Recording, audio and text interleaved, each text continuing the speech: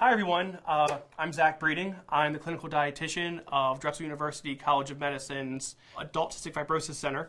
And so we're doing these videos in order to provide education to all patients with cystic fibrosis with different themes. So today's theme is going to be on cystic fibrosis related diabetes. So CF related diabetes, or CFRD, is a special kind of diabetes. It's kind of like type 1, kind of like type 2. I like to call it diabetes 1.5. Basically, for various reasons, CF has inhibited the pancreas from functioning, and so this causes diabetes. It's not quite type 1 because you're not necessarily born with that dysfunction, although it could happen, and it's also not type 2 because it's not always damage that's being done from an external source, like food. So we're going to make a recipe today that's going to be perfect for someone with cystic fibrosis diabetes. It's a breakfast quinoa dish. So it has banana, maple syrup, and quinoa, which is a really great whole grain. Whole grains are awesome because they contain fiber. Two things help delay the amount of sugar that goes into the blood. Those two things are fiber and protein. Well, quinoa has both. So what those two things do is they delay how fast the sugar goes into your blood. The blood sugar has less of a spike. This creates the insulin to react to the sugar a lot easier, and so your hemoglobin A1C, which is a test that determines how well your blood sugar is for the past 3 months, that level is more in the normal range, and the finger stick test that can be done for testing blood sugar is also a lot better as well. So everyone's happier, you feel better, your blood sugar is normal, and everyone's happy. The first thing to do with this dish is start with some quinoa that's been rinsed under cold water. The reason why you rinse it is just to get any sort of stuff that's on the outside off. So I'm going to dump that into a microwave-safe bowl. This is a microwave recipe, so it's really easy to make for the morning time or breakfast, or when you're really just tired and you've done your treatments and you're just sick of being in the kitchen and eating or having to worry about cooking. So this is a great recipe for that kind of stuff. So you take your quinoa, dump in your water.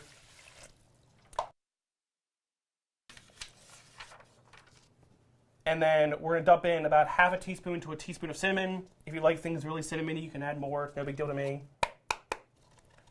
And then a teaspoon or two of butter. So most people with CF, not all, need a high protein, high calorie diet, and well, butter has good calories and it's good fat. So we're going to throw that in there as well. Give a little bit of a stir. My butter was already softened, but you don't have to do that. You can just throw it in. It doesn't matter. And you're going to nuke it on high for about 4 minutes. All right, so this is going for about 4 minutes.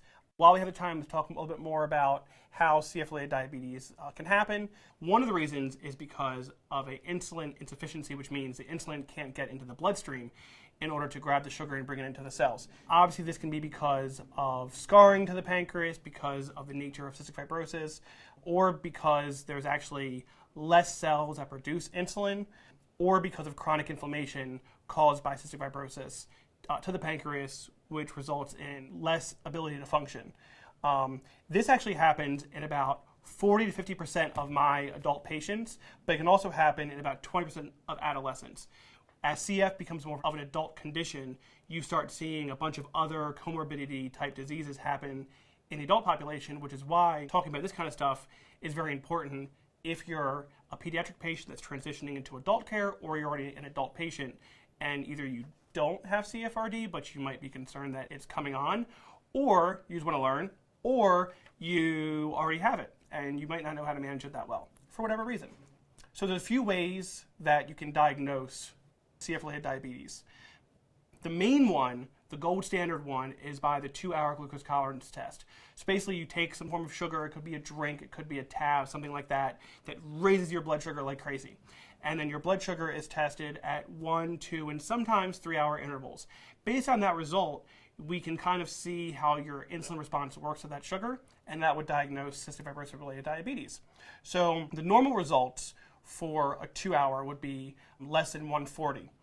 An intermediate, like a pre-diabetic state for CFRD at a 2-hour would be over 140, and CF-related diabetes would be characterized by anything over 200. So we see that more often than I would like to probably admit, just because it's the nature of the disease, but treating it is fine. So nutritionally, most people with CF are on a high protein, high calorie diet. And so we're not cutting down carbs because carbs are a great source of calories. They're delicious and they're relatively easy to prepare. And with the burden of treatment that can exist in CF, and because cooking isn't always possible with fatigue, or you're just not maybe into cooking, which is totally cool, carbs are really easy to cook. And so we don't want to cut them out completely, but we should balance them out throughout the day. So traditionally, people like to have carbs with carb. Think spaghetti and meat sauce with garlic bread. That's carbs with carb with a little bit of meat and tomato sauce.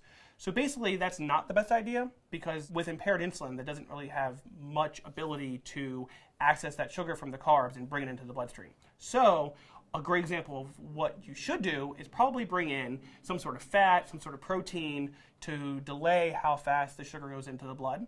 Use whole grain pasta, because that has the fiber, to bring the sugar into the bloodstream a little bit slower as well. And then add some fruits or vegetables to make you fuller. Again, not to cut down carbs, but rearrange it throughout the day so you're eating more consistent carbs all day long, as opposed to a really carb-heavy meal, say at dinner, and for breakfast you may be eating eggs and sausage, which really has no carbs at all and mostly protein and fat. So incorporating toast or biscuits or pancakes or waffles in the morning, cutting down some carbs at night, adding a carb at breakfast, maybe having some carb-like snacks is all a great way to look at CFRD. The second step is talking to your dietitian, like me. Carbohydrate counting is a way that we educate on what I just told you about. So your dietitian will know how many carbohydrates you need based on how many calories you need based on a variety of things that we worry about. I call it dietitian math. So your dietitian does dietitian math, figures out how many carbs you need in a day, and then based on that will give you good instruction on how to rearrange your meal plan for any given day. Even with this nutritional treatment, you still might need to go on insulin, and that's okay. It's just one more tool in your toolbox of care that you're giving to yourself that helps you better treat your blood sugars. Insulin is not always fun to give. It involves testing your blood sugars on your finger, which can be a little bit painful. It might involve injecting something into your stomach or your rear or in your thigh to put insulin into your body. This might not always be fun, but it's a necessary evil, especially when you have CF-related diabetes. And really, most of you guys are doing tons of treatments and medications anyway.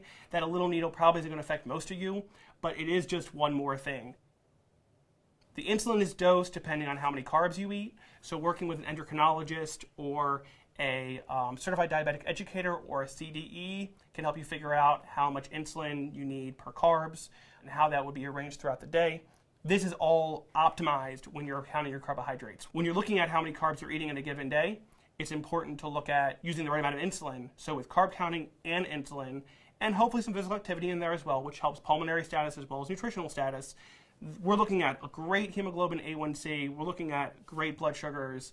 It's just optimal nutrition status overall. So this has gone in for 4 minutes. I've stirred it. It goes back in for 3 minutes. And then now it should be ready to go.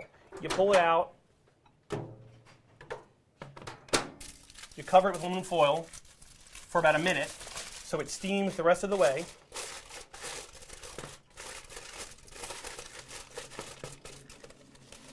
That holds for about a minute, and then you go ahead and take it off.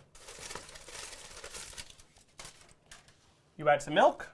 This is about 1 tablespoon or 2 of milk, whatever consistency you like. And then bananas, good form of vitamins and minerals. Cut it up however you like. I like to cut it up just like this in the peel. Easy, no cutting board, no mess, no banana in your hands, I don't know. And then you can go ahead and dump that in. Give it a bit of a stir.